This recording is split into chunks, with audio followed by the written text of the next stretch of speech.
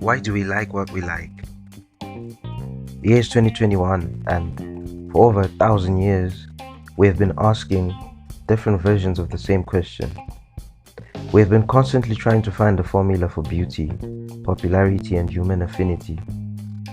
For the Greeks, it was the golden ratio. For the Enlightenment age thinkers, it was Kant's theory of aesthetics. In the information age today, we have Google, Facebook, and unlike the days of old, instead of philosophers, we have advertisers. Welcome to another episode of Disrupting Zimbabwe.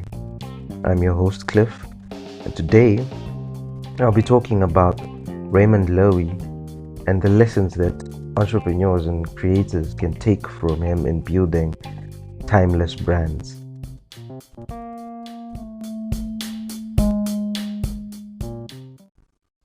Whether you realize this or not, the first variable in the advertiser's formula is novelty.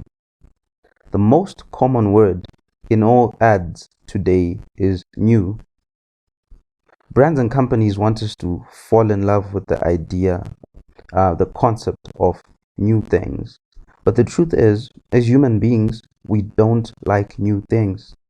We actually hate them.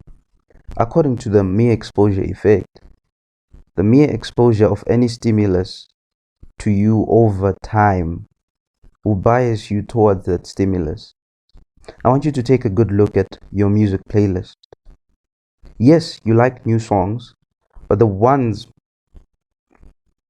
you most enjoy are the ones with familiar chord structures and timbres. This is why every year when you look at the top movies, their sequels, adaptations, or reboots, the power of familiarity presents a significant problem for the creative entrepreneur. How then can you create something new that people will accept? Enter Raymond Loewy, who, according to Derek Thompson, the man who inspired this episode, designed the 20th century. Raymond Loewy, a French orphan who migrated to the United States after the First World War, was looking over Manhattan from the top floor of a building one day, and he expected to see a world that was beautiful, a world that was round and feminine. But the New York of the industrial age was the exact opposite of what he expected.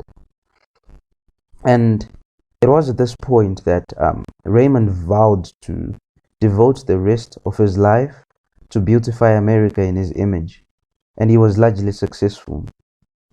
Raymond Loewy in the 20th century designed the most famous car, the most famous locomotive, the Greyhound bus, the tractor, the Coca-Cola fountain, the Exxon logo, the United States Postal Service logo, and the Air Force One. This brings me to the point I've been building up to, which is Raymond Loewy's grand theory of everything called Maya. Most advanced yet acceptable. Human beings are torn between two opposing forces. On the one hand, there's neophilia, a love of new things, an appreciation of new things. On the other hand, there is neophobia, a fear of new things. And Raymond Loewy said to make hits, you need to make products that live right at the intersection of familiar surprise. To sell something familiar, you have to make it surprising. But to sell something surprising, you have to make it familiar. This theory has been used to explain hits in technology, academics, in culture, and even politics. I want to talk about Raymond Loewy's last assignment as an industrial designer. He was tasked with designing the interior habitat for the first NASA space orbital, the most surprising and unfamiliar and exotic environment you could imagine, deep space. A lot of work went into the design, but his most famous contribution to space history is that he cut a hole in the side of the NASA space orbital. He placed a sheet of glass and created a viewing portal. The viewing portal you have seen on the space station in all the space movies that you have watched, that too was Raymond Loewy's innovation. It is a perfect illustration for Maya and a beautiful inspiration to creators. The viewing portal simply said, a window to a new world can also show you home. I decided to talk about Raymond Loewy today because a lot of my friends are creators.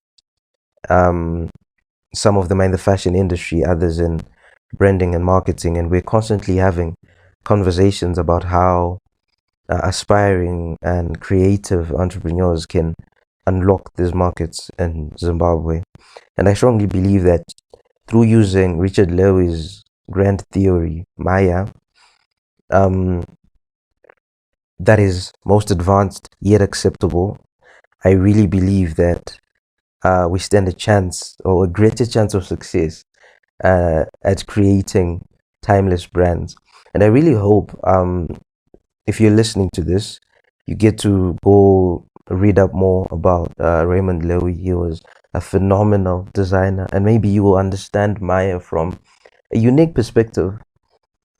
Uh, and yeah, I guess that's just about it. Maya, people, Maya. Thank you so much for tuning into this episode. Hopefully, if all goes well, I'm going to have a guest the next episode.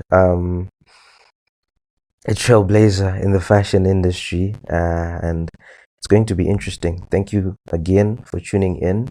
Please don't hesitate to contact me or connect with me through the different channels, especially Twitter. And I always look forward to your feedback. Thank you so much for your support. I've been getting a lot of feedback. It means the world to me. And yeah, I really hope we get to do this again next time. Thank you.